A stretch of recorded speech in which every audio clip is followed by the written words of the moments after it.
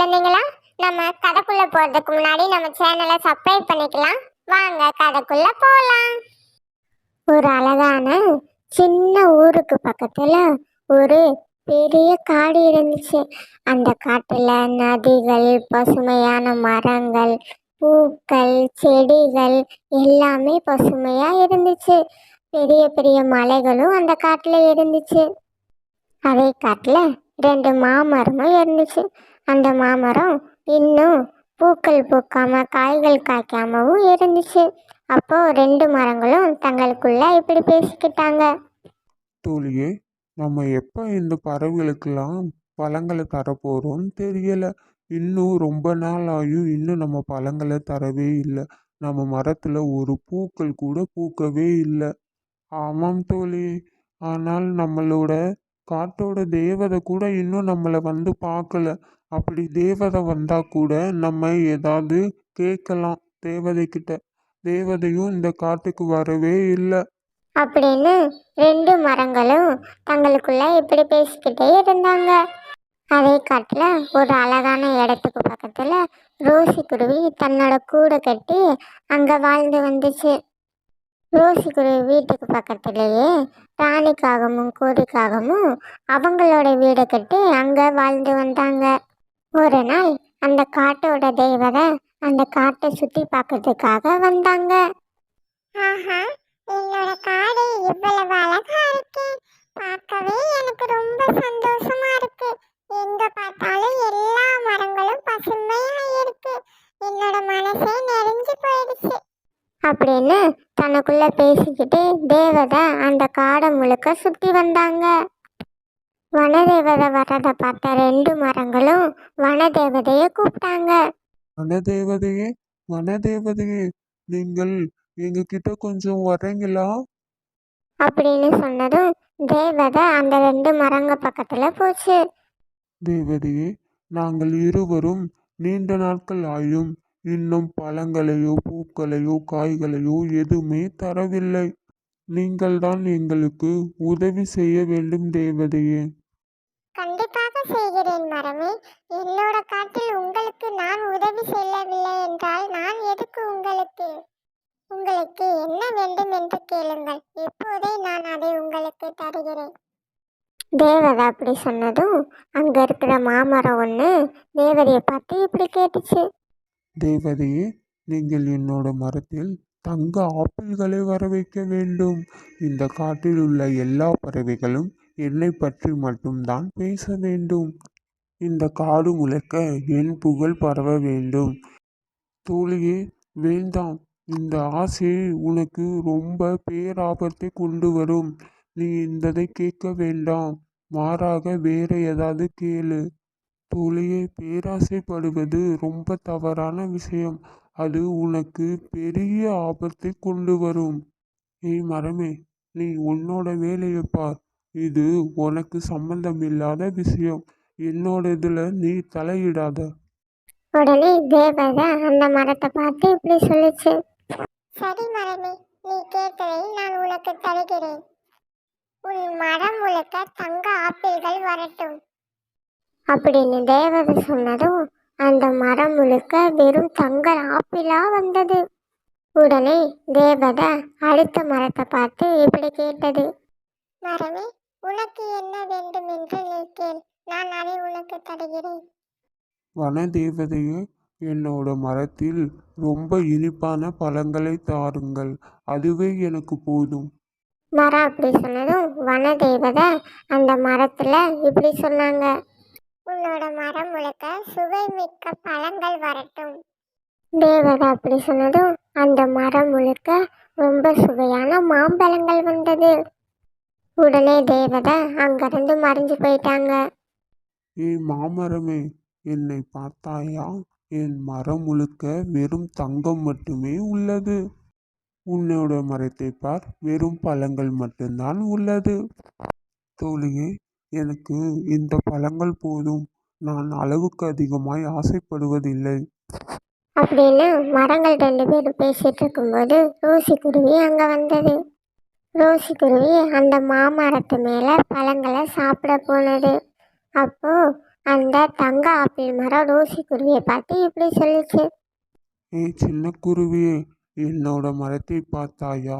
என் மரம் முழுக்க தங்க ஆப்பிள்கள் உள்ளது.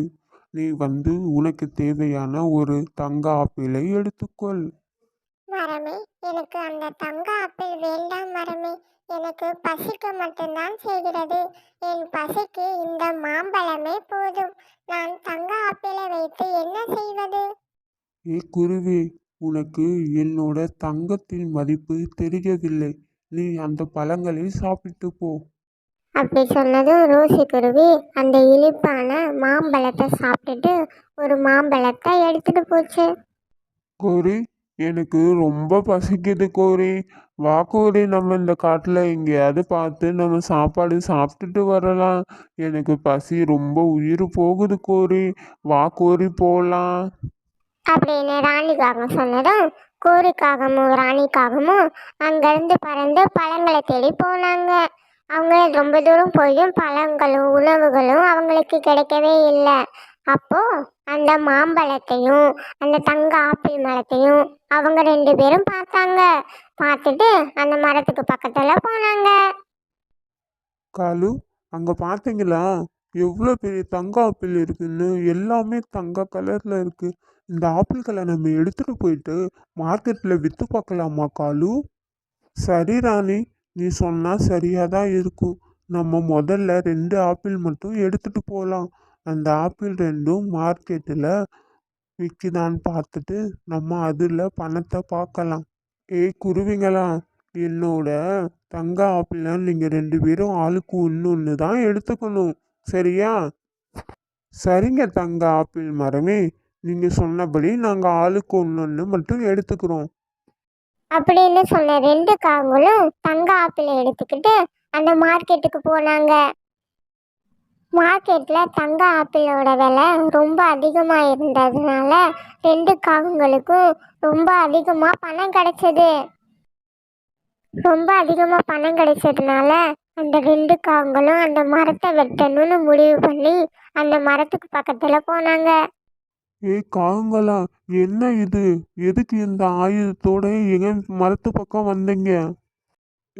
தங்க மரமே, உன்னோட தங்க ஆப்பிளின் விலை ரொம்ப அதிகமா இருக்கு அந்த மார்க்கெட்ல. இப்போ இந்த தங்கத்தை எல்லாம் நாங்க எடுத்துட்டு போனா இந்த காட்டிலே நாங்க தான் ரொம்ப பணக்காரங்களா இருப்போம்.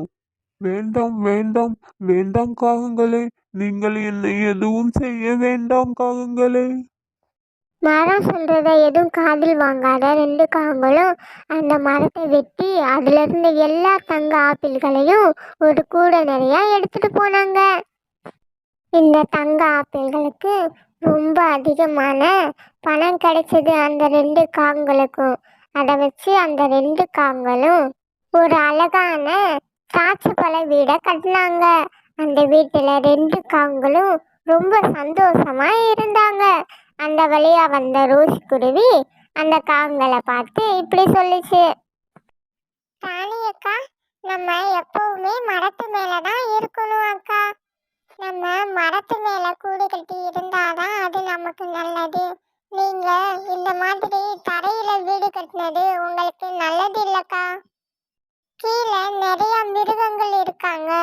அவங்க உங்களை ஏதாவது பண்ணிடுவாங்க. நீங்க இந்த வீட்டை மரத்து மேலேயே கட்டுங்கக்கா. ரோசி குருவி, இந்த வீட்டை நாங்கள் கட்டினதுனால உனக்கு ரொம்ப பொறாமையா இருக்கா? அதனால தான் நீ இந்த மாதிரி சொல்லி திட்டு திரியிறியா?